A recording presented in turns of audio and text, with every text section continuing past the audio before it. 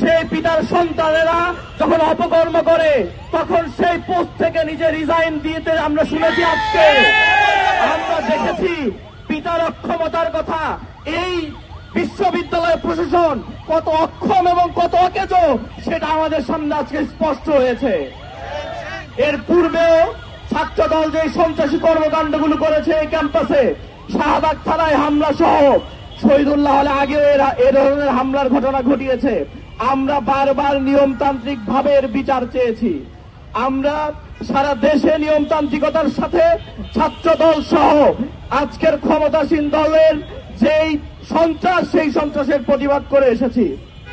আমরা সারা দেশে দেখেছি যে জায়গায় সন্ত্রাস, যে জায়গায় চাঁদাবাজি, সেই জায়গায় ছাত্র দলের নাম, বিএনপির নাম।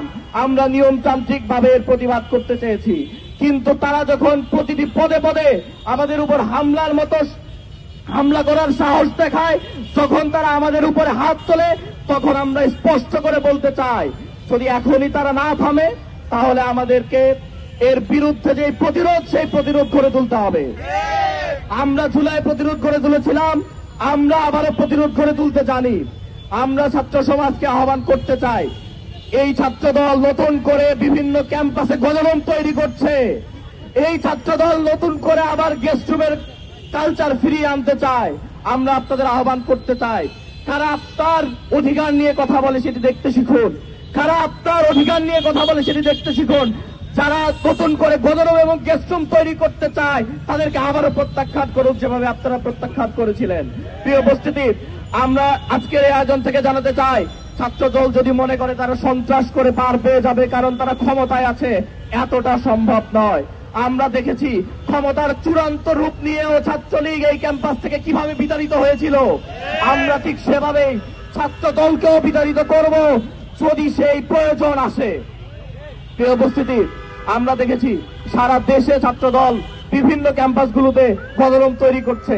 2 রুমে 24 জন ছাত্রকে তারা জায়গা দিয়েছে আমরা দেখতে পেয়েছি।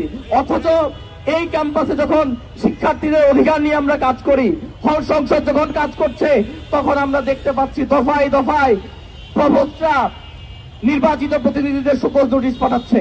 কারণ কি? কারণ হচ্ছে তারা শিক্ষার্থীদের অধিকার নিয়ে কাজ করছে, তাদের শিক্ষার্থীদের অধিকার দিতে তাদের সমস্যা। অথচ যারা এই ক্যাম্পাসে দিনে দুপুরে সন্ত্রাস করে তাদের বিরুদ্ধে কোনো ব্যবস্থা নিতে তারা পারছে না। আজকে আমরা দেখেছি প্রক্টর অফিস থেকে বলা হচ্ছে রাগের মাথায় সবাই নাকি কিছু করে ফেলে। রাগের মাথায় যদি করে সবকিছু জাস্টিফাইড হয়, তাহলে কি এই রাগের মাথায় যদি কেউ সন্ত্রাস করে সেটা কি বৈধ? অথচ আমরা দেখলাম প্রক্টর অফিসের মতো এরকম একটা দায়িত্বশীল জায়গা থেকে তাদের এই হামলাকে জাস্টিফাই করা হলো। আমরা জানাতে চাই এ ধরনের বক্তব্যকে অবশ্যই প্রত্যাহার করতে হবে এবং এই বিশ্ববিদ্যালয়ের শিক্ষার্থীদের কাছে ক্ষমা চাইতে হবে। প্রিয় উপস্থিতি, আপনারা জানেন ছাত্রদল তাদের যে অব্যাহত সন্ত্রাস, সেই সন্ত্রাসকে চালু রেখেছে।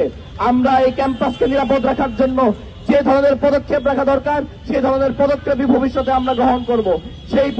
সেই পদক্ষেপগুলোর সাথে, সেই সংগ্রামের সাথে আপনারা প্রত্যেকেই অংশ নেবেন সেই আশাবাদ রেখে আজকে যারা এসেছেন সাংবাদিক সহ প্রত্যেক